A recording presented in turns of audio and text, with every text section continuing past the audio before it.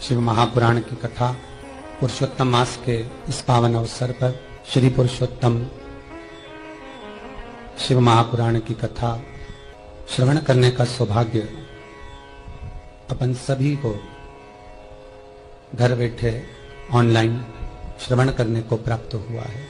बटकेश्वर महादेव और पिपलेश्वर महादेव।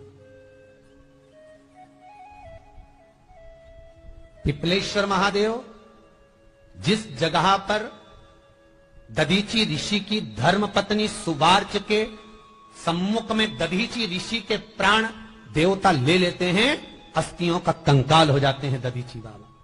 उनकी धर्म पत्नी रोती हुई अपने पेट पर पत्थर मारती है गर्भ को नष्ट करने के लिए।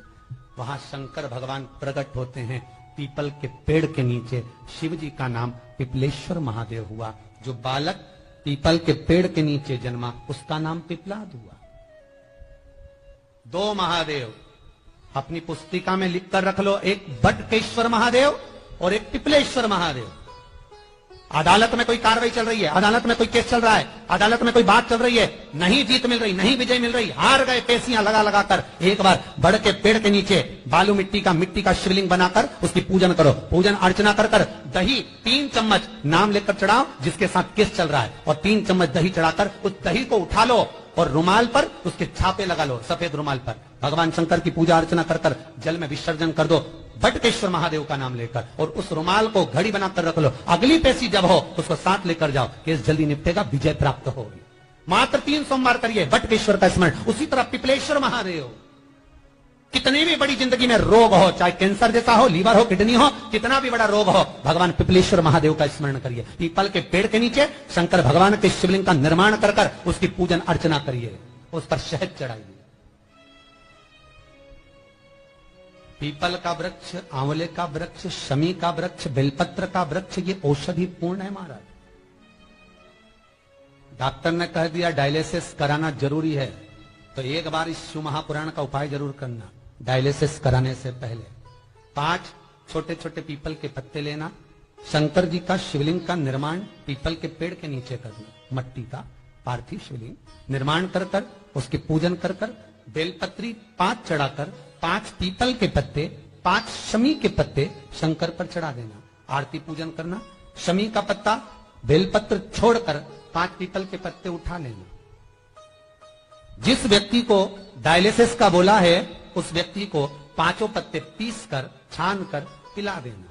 3 दिन बाद फिर जाकर डॉक्टर को चेक करवाना, डॉक्टर डायलिसिस का मना कर देगा, लीवर किडनी अपना काम करना प्रारंभ कर देगा। पिपलेश्वर महादेव की पूजन, पीपल के पत्ते की औषधि जीवन का सुख दे जाती है। तो पिपलेश्वर महादेव सहज नहीं है महाराज। इतना विचित्र वर्णन है, प्रैक्टिकल जरूर करना। सीओर वाला महाराज कहीं झूठ तो नहीं बोल रहा, और व्हाट्सएप पे लिखकर भी भेजना करा कि नहीं करा, क्योंकि शिव महापुराण की लेखनी है। वेद व्यास जी महाराज वर्णन करे, गलत नहीं करते। किसी को बहुत खून निकल रहा है, बहुत एक्सीडेंट हो गया, खून पर खून निकल रहा है, उसको अगर होश है और वो होश में है तो 5 पीपल के पत्ते किसी भी वृक्ष के तोड़कर पिपलेश्वर महादेव का नाम लगकर उसको खिला दो चबा चबा कर, उसी समय खून निकलना बंद हो जाए, रक्त बंद। पिपलेश्वर महादेव का मात्र स्मरण ही सुख दे जाता है, आनंद की अनुभूति करा देता है। एक क्षण की शिव महापुराण की कथा सुनी चंचुला देवी ने, और आखिरी में आप सुनेंगे कि जो चंचुला देवी का पति मर चुका था, प्राण छूट चुके थे, चंचुला बेधव्य हो चुकी थी, शिव महापुराण विराम होते समय चंचुला का अखंड सौभाग्य हो जाता है। शिव पुराण कुंवारी कन्या श्रवण करे तो उत्तम वर प्राप्त होता है। शिव महापुराण बेधव्य नारी विधवा नारी श्रवण करे तो अगला जन्म बेधव्य होकर नहीं जाती, अखंड सौभाग्य लेकर जाती है। सुहागवती नारी शिव महापुराण की कथा श्रवण करती है तो वह अखंड सौभाग्य लेकर जाती है। कोई पुरुष शिव महापुराण की कथा श्रवण करता है उत्तम फल को प्राप्त करता है। मनवांचित फल की कामना को देने वाली ये 24,000 श्लोक की 7 खंड 12 स्कंद की शिव महापुराण सुख देने वाली है। जब तक शिव कृपा ना करे एक कदम भी हम चल नहीं सकते।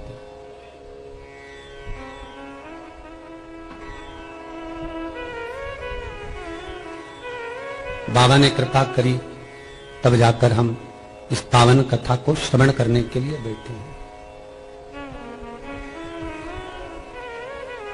और ऑनलाइन टीवी चैनल के माध्यम से, फेसबुक यूट्यूब के माध्यम से जितने श्रोता भाई बहन लगातार इस पावन कथा को श्रवण कर रहे हैं, आपके जीवन को धन्यता देता हूं कि भगवान की अविरल भक्ति और मुक्ति का साधन ये शिव महापुराण की कथा जो जीवन का सुख देने वाली है, वो निरंतर आप सुनकर अपने जीवन को धन्य बना रहे हैं। 21,600 श्वास ये मनुष्य के शरीर से प्रतिदिन निकलती है और 21,600 श्वास का केवल एक ही स्वरूप होता है कि भगवत भजन में जीवात्मा लगे, कैसे भी रम जाए।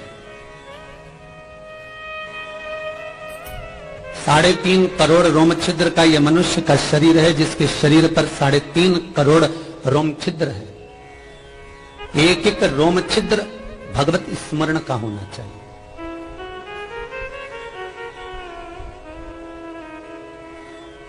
वेदव्यास जी महाराज जब श्री पाराशर बाबा के पास में पहुंचकर भगवान की अविरल भक्ति को प्राप्त करने की कथा का रसतत्व ग्रहण करते हैं, तो केवल उनकी चित्त वृत्ति में यही रहता है कि हम किसको भजें, हम किसका स्मरण करें, हम किसका नाम जाप करें, हम किसको भजें।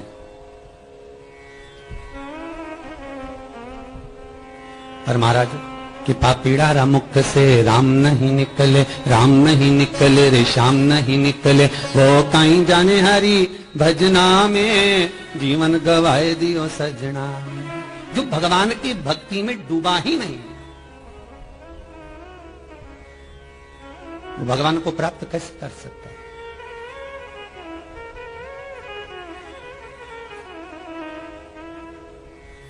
चौबीस 24,000 श्लोक की ये शिव महापुराण की कथा केवल भगवान की अविरल भक्ति और मुक्ति के साधन को प्रशस्त करती है।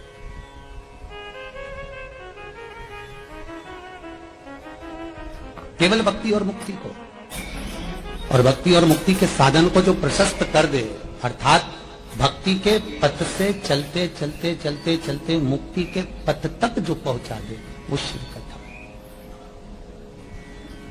वो भगवान शंकर की पावन कथा है। 2 कारणों से मनुष्य का जन्म हुआ है, पहले भी कथा में कहा, आज फिर कहें। एक भगवान का भजन करने के लिए और एक कर्म का भोग भोगने के लिए। हमें जो शरीर मिला है वो 2 कारणों से मिला, एक भजन करो और एक कर्म का भोग भोगो। कितनी योनियां, कितने जन्म हमने निकाल दिए,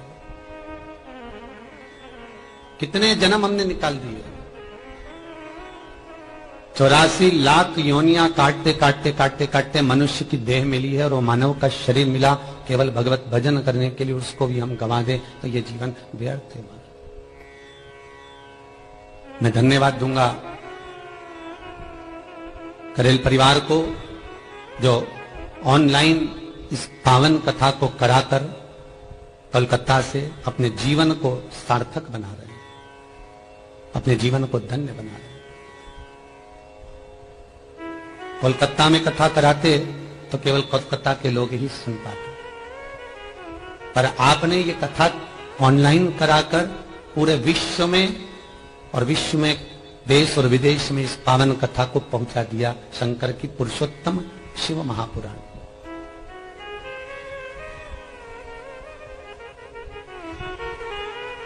ब्रह्मा, विष्णु और शिव, इन तीनों में कोई भेद नहीं है। इसलिए शंकर भगवान के शिवलिंग पर जो जल चढ़ता है उसमें 3 टेकियां होती, उसके ऊपर एक कलश रखा होता है, कलश में से बूंद बूंद पानी नीचे गिरता है। ब्रह्मा, विष्णु और महेश, जो बूंद बूंद पानी जमीन पर अर्थात भगवान शिव के ऊपर गिर रहा है, वो ये दर्शाता है कि ब्रह्मा, विष्णु और महेश हम तीनों एक है, हमें कोई भेद नहीं है। एक बार ब्रह्मा जी के मन में यह भेद आ गया था कि भगवान विष्णु बड़े हैं कि भगवान शिव बड़े हैं। एक बार भगवान विष्णु के गण और भगवान शंकर के गण दोनों में भेद हो गया था कि शिव बड़े कि भगवान विष्णु बड़े।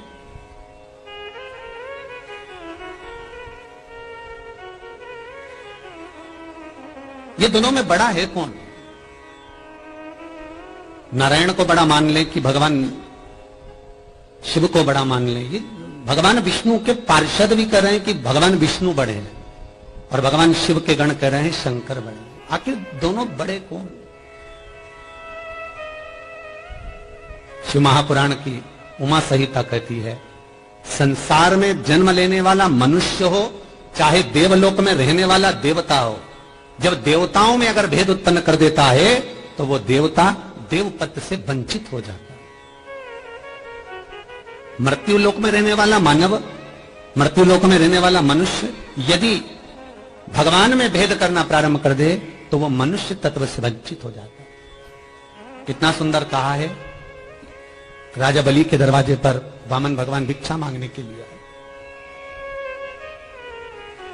राजन भिक्षाम दे, 3 पद भूमि मांगने के लिए आए। शुक्राचार्य बाबा का कमंडल लेकर, शुक्राचार्य बाबा के कमंडल को लेकर जब राजा बलि भिक्षा देने के लिए गए,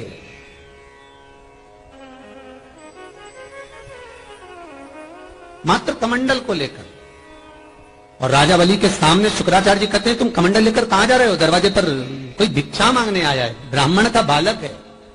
शुक्राचार्य जी की बुद्धि ठनक गई कि ब्राह्मण का बच्चा हो चाहे बुढ़ा हो, थोड़े में तो काम चलता नहीं, और ये ब्राह्मण का बच्चा अगर 3 पग भूमि मांग रहा है तो ब्राह्मण का बालक नहीं होगा। जरा हमको चलकर देखने दो, हे कौन है? महाराज गए, 3 पग भूमि चाहिए हमको। शुक्राचार्य जी ने मना कर दिया राजा बलि को कि ये दरवाजे पर जो खड़ा है ये ब्राह्मण नहीं है, दरवाजे पर खड़ा हुआ ये भगवान त्रिलोकी का नाथ भगवान विष्णु है, नारायण। आप इसको 1 पग भूमि का दान मत दीजिए। दृष्टि में भेद हुआ, तब कुसा में से एक कुसा को निकालकर कमंडल की टोटी में डाला और शुक्राचार्य जी की एक आंख चली गई, एक आंख फूट गई, समाप्त, केवल एक ही बची है। तो पूछा शुक्राचार्य बाबा ने भगवान वामन से कि आखिर क्या कारण है कि तुमने मेरा एक नेत्र कर दिया? एक नेत्र करने का कारण क्या है? क्यों करा? किस लिए करा? शुक्राचार्य जी कहते हैं किस कारण से तुमने मेरा एक नेत्र करा है वो बताओ। वामन भगवान कहते हैं तुम्हारी दृष्टि में भेद हो गया था इसलिए तुम्हारा एक नेत्र कर दिया गया।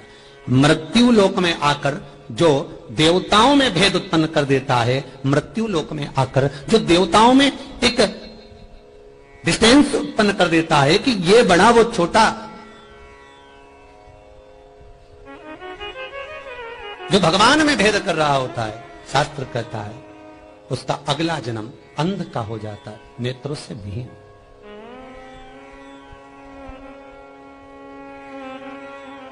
भगवान ब्रह्मा ने भी भेद उत्पन्न करा था, शिव बड़े कि विष्णु बड़े? भगवान विष्णु, भगवान विष्णु से ब्रह्मा करें तुम्हारे पिता कौन है? भगवान नारायण के मुख से निकल गया जो ये सृष्टि का संहार करता है, जो सृष्टि को निर्माण करने वाला है, जो सृष्टि का निराकरण करने वाला है, जो सृष्टि को संहारित भी कर सकता है, वो देव अधिदेव महादेव मेरा पिता है।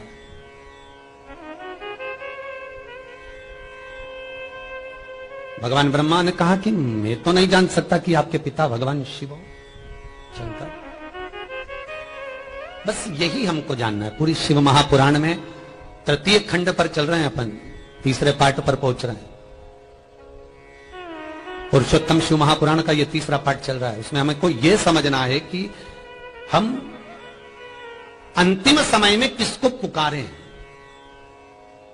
हम किस देवता की भक्ति को धारण करें कि हमारा मार्ग सुलभ हो जाए, हमारा मार्ग सहज हो जाए। यमराज बनावे बंदी, और काया हो गई गंदी। मेरे प्राण छूटे भोलेनाथ तो तुम नंदी लेकर आ जाना। मेरी सैया छूटे भोलेनाथ तो तुम नैया लेकर आ जाना। जब आए मरण का मौका कहीं हो ना जाए धोखा। जब आए मरण का मौका कहीं हो ना जाए धोखा। मेरी सैया छूटे भोलेनाथ तो तू नैया लेकर आ जाना। इतनी कृपा जरूर करना। है विश्वनाथ, है शंभु, हे त्रिकालदर्शी। माना हम कर्म का भोग भोग रहे हैं, माना हम प्रारब्ध को भोग रहे हैं। पहले भी कथा में कहा, फिर ध्यान देंगे। मत बुरे कर्म कर बंदे वरना पछताएगा। भगवान की आंखों से तू बच नहीं पाएगा, तू बच नहीं पाएगा। एक कैमरा दुकान पर लगा हुआ है। करें जी, आप क्या तो लगा होगा दुकान पर, लगा है?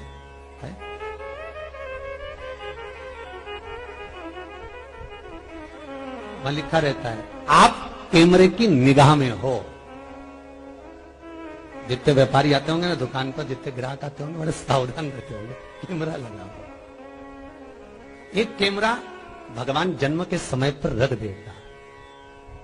जिस समय आप माता के गर्भ में पहुंचे, गरुड़ पुराण का तीसरा अंश कहता है कि माता के गर्भ में पहुंचकर मात्र 3 महीने पूर्ण होते हैं और भगवान एक ऐसा कैमरा चित्तवृत्ति का, ईश्वर की दृष्टि का आपके पास रख देता है कि जन्म से लेकर जब तक व्यक्ति के प्राण छूटते हैं 21,600 श्वास जो प्रतिदिन निकल रही होती है, वो श्वास जब निकलना बंद होती है तब तक वो कैमरा हमारे भीतर फिट रहता है। भगवान की निगाह में हम रहते हैं। तुम सारी दुनिया से छुपा सकते हो कि कितना कमा रहे हो, तुम सारी दुनिया से छुपा सकते हो कि तुम कितना पाप कर रहे हो, तुम सारी दुनिया से छुपा सकते हो कि तुम पुण्य कितना कर रहे हो, तुम सारी दुनिया से छुपा सकते हो कि तुमने भोजन कितना करा, तुम सारी दुनिया से छुपा सकते हो कि तुमने कर्म क्या करा। पर उस ईश्वर को मालूम है कि कितना पाप, कितना पुण्य, कितना सत्कर्म, कितना भजन, कितना कीर्तन, कितना नाम जाप, कितना स्मरण हमने अपनी जिंदगी में करा। 21,600 श्वास जो मनुष्य के शरीर से निकल रही है, इस एक एक श्वास का हिसाब ऊपर जाते से लेगा। ऊपर जाते ही जैसे आपने बच्चे को 100 रुपए दिया, जा सरफ की थैली लेकर आ, बिस्कुट का पुड़ा लेकर आ। बच्चा गया 25 रुपए की सरफ की थैली लाया, 5 रुपए का बिस्कुट का पुड़ा लाया। मम्मी ने पूछा, क्यों रे कितने का लाया? मम्मी इतने रुपए बचे। जब तुम अपने बच्चे से 100 रुपए का हिसाब ले सकते हो तो वो भी तो 100 साल का हिसाब लेगा कि नीचे जाकर करा क्या था, कितनी श्वासों को कहां गवाया, भजन कितना करा, स्मरण कितना करा, कीर्तन कितना करा, नाम जाप कितना करा। माता के गर्भ से जब पैदा हुए थे दोनों मुष्टिकाएं बंद थी, प्रतिज्ञा करी थी भीतर कि मैं भजन करूंगा, भजन करूंगा, भजन करूंगा, जन्म लेते सी भोजन करूंगा, भोजन करूंगा। भगवान भी तो कहेगा करा क्या, क्या करा? नीचे गया था, क्या किया? फिर रोएगा, तड़पेगा, बिलखेगा, भोग भोग होगा। ये प्रारब्ध का मिल रहा। सुख मिला तो प्रारब्ध से मिला, दुख मिला तो प्रारब्ध से। हमें जो मिल रहा है हमारा, वो हमारे कर्म के अनुसार। प्रारब्ध के भी 3 क्रम है महाराज। शिव महापुराण में लिखा है प्रारब्ध के 3 कर्म है। पहला 3 क्रम प्रारब्ध के बताए। पहला है मंद प्रारब्ध, दूसरा तीव्र प्रारब्ध और तीसरा तीव्रतम प्रारब्ध।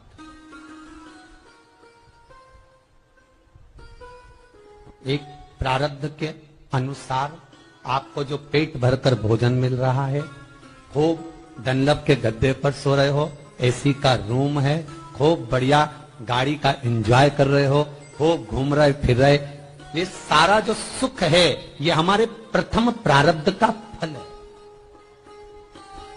पर उसी प्रारब्ध के अनुसार शरीर में अगर थोड़ा सा कष्ट है, घुटने में तकलीफ हो गई, कमर में तकलीफ हो गई, पीठ में तकलीफ हो गई, कहीं कोई रोग लग गया, कहीं कोई बीमारी लग गई, तो ये भी हमारे प्रारब्ध के अनुसार हम भोग रहे। तो कितना सुंदर कहा कि प्रथम प्रारब्ध का जो भोग है, अगर कष्ट है, दुख है, तो वो भगवान के नाम से मिट सकता है, भगवान के नाम से।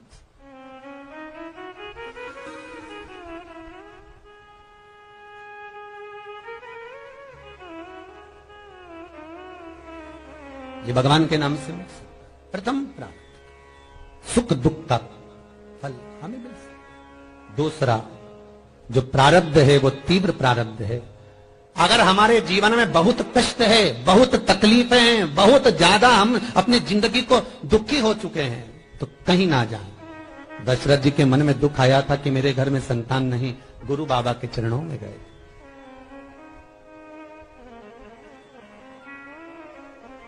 नंद बाबा के जीवन में थोड़ी सी दुख आया कि संतान नहीं, गुरु बाबा के चरणों में गए, गर्गाचार्य बाबा से निवेदन। जीवन में अगर थोड़ी सी तकलीफें आए, दुख आए, कष्ट आए, तो सदगुरु या संत की शरण में जाकर बैठ जाओ, गुरु के चरणारविंद में पहुंच जाओ।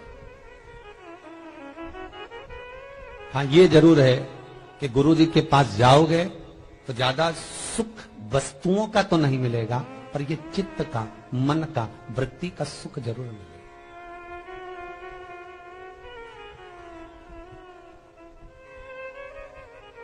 करेल जी, लॉकडाउन के बाद में पहले जजमान हैं आप, जो कोलकाता से यहां कथा करवाने के लिए आए। पहले जजमान, इनको दिखाना जरूर भाई टीवी को, पहले जजमान है ये। इतनी ऑनलाइन कथा करी, सारे यजमान घर पर बैठकर कथा करवाए, पर पहले जजमान जो आप कोलकाता से यहां कथा कराने के लिए परिवार समेत आए।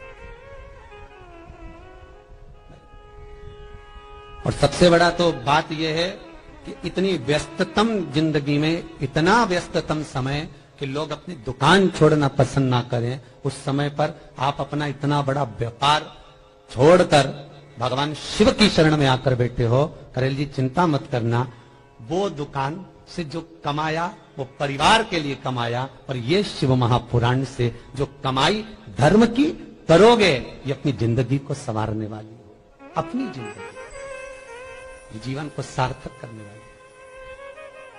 बड़ी मुश्किल से ये शरीर, इसका सदुपयोग करो। जीवन में दुख हो, तकलीफ हो, कष्ट हो, कहीं मत जाइए। किसी के पास जाकर अपने को रोना नहीं है। दुनिया के सामने जाकर कहोगे कि मुझे कष्ट है।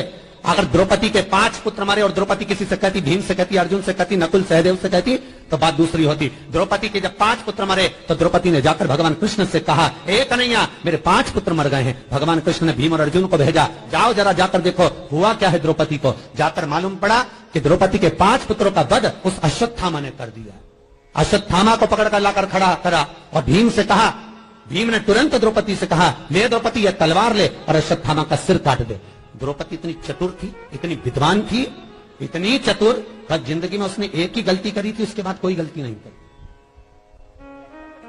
एक गलती द्रौपदी कर गई थी, जब ब्राह्मण के घर में पैदा हुई थी द्रौपदी। पूर्व में जब ब्राह्मण की कन्या थी और पिताजी ने कहा था, बेटा किसी की सेवा करना तो कुछ मांगना मत। द्रौपदी ने एक ही गलती करी थी कि ब्राह्मण की सेवा करने के बाद ब्राह्मण से कह दिया, ब्राह्मण ने कहा मांग बेटा तुझे क्या चाहिए। उस द्रौपदी ने ब्राह्मण के कुल में जब जन्म लिया था तो कह दिया था, बस इतनी कृपा करना, अगला मेरा जन्म हो तो मुझे सुंदर पति मिले, विद्वान पति मिले, धैर्यवान पति मिले, ज्ञानवान पति मिले, अति वीर पति मिले। 5 बार द्रौपदी के मुख से निकल गया कि ऐसा पति मिले, और संतों ने कह दिया जितनी बार बोली अगले जन्म में उतने ही पति मिले। जा, इसलिए निवेदन है भगवान के सामने जाकर कहना भी मत ही। अगर एक बात कह दो तो दूसरी बार मत कहना। कई कई माताओं की आदत रहती, भगवान से कहती छोरा दे दो, छोरा दे दो। भगवान के बोले 2 बार बोली जा जोड़ मां, अब 3 बार बोली तो तिड़ मां। एक बार हमने अखबार में देखा था तो किसी की एक न्यूज आई थी कि किसी माता को 5-6 बच्चे हुए ना, 5 बच्चे हुए, ऐसे न्यूज में था भैया, तुमने भी सुना होगा कलकत्ता में 5 बच्चे हुए। तो बच्चे लोग पूछे थे, गुरुजी ये कैसे हो गया। हमने कहा कुछ नहीं हुआ, मंदिर में शंकर जी के जाके की होगी, बच्चा दे दो, बच्चा दे दो, बच्चा। 5 बार बोली इसलिए 5 हो गए, मांगा जैसा वैसा मिला है। सोच समझ कर मांगो। कितना सुंदर वर्णन है भाई, यहाँ तो शिव महापुराण की कथा कह रही है। मांगो तो विचार कर कर मांगो। एक सेठ, सेठानी और एक छोरा शंकर जी के मंदिर में पहुंच गए, और भगवान शंकर के मंदिर में जाकर उन्होंने एक लोटा उठा लिया। शंकर जी के मंदिर एक ही लोटा था पानी का, एक कलर, इनने उठा लिया। अब उठाकर पत्नी के पहले मैं जल चढ़ाऊंगी, पति के पहले मैं चढ़ाऊंगा, छोरा के पहले मैं जल चढ़ाऊंगा, और तीनों नीचे शंकर जी की पिंडी और ऊपर झगड़ रहा है। पत्नी इधर खींचे, पति इधर खींचे, बेटा उधर खींचे, पहले पानी में चढ़ाऊं, पहले पानी में चढ़ाऊं, और तीनों झगड़ रहा है। और इतने में लोटा भरा भराया पानी का शंकर के शिवलिंग पे गिर गया। जैसे शिवलिंग पे गिरा, इन्होंने वापिस उठाया। अब शंकर जी के शिवलिंग पे तो गिर गया, पर ऊपर माता पार्वती शंकर जी को माला पहनाने के लिए जैसे ही गई तो कैलाश पर्वत पे क्या देखती है कि शंकर भगवान के सिर पे एक अच्छा बड़ा सा गुम्मा पड़ा था। अच्छा जोरदार गुम्मा, जोरदार गुम्मा शिव के सिर पर पड़ा हुआ। पार्वती जी ने माला पिनाते पिनाते पूछा, बोले ना ये शिवलिंग कहां से आ गया? शंकर भगवान बोले शिवलिंग नहीं है, एक सेठ सेठानी और बच्चा जल चढ़ा रहे नीचे, तो ऐसा जल चढ़ा रहे। शंकर भगवान बोले पति के मैं चढ़ाऊं, पत्नी के मैं चढ़ाऊं, बेटा के मैं चढ़ाऊं। इतने में पूरा पानी लोटा समेत मुझ पर फेंक दिया। पार्वती जी बोली सब सेवा बाद में, पहले उन तीनों के पास जाओ और आशीर्वाद दे के आओ। शंकर भगवान बोले सिर फोड़ दिया, तू क्या आशीर्वाद दे के आओ? उन्होंने सिर फोड़ दिया और तू कह आशीर्वाद दे के आओ?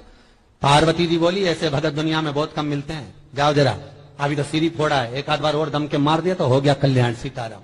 जाओ आशीर्वाद दे दो, आशीर्वाद दे दोगे तो अगली बार नहीं आएंगे, इनका पीछा छुड़ाओ, एक बार देखे। तुरंत भगवान भोलेनाथ प्रकट हो गए। मांग तुझे क्या चाहिए? इतने में पत्नी ने पति को कोनी मार के कहा शंकर जी आए, इतने समय सोमवार आते रहे और सोमवार पानी चढ़ाया कभी नहीं आए, आज आए भोलेनाथ। प्रभु आप? शंकर जी बोले हाँ। प्रभु इतने सालों से तो कभी नहीं आए? शंकर जी बोले हाँ, बस क्या बताएं, पूछो मत, इतने सालों से तो कभी आप नहीं दिखे। शंकर भगवान बोले बस नहीं आना हुआ, अब क्या बताएं, तुम तो मांग लो, तुम तीनों को क्या चाहिए?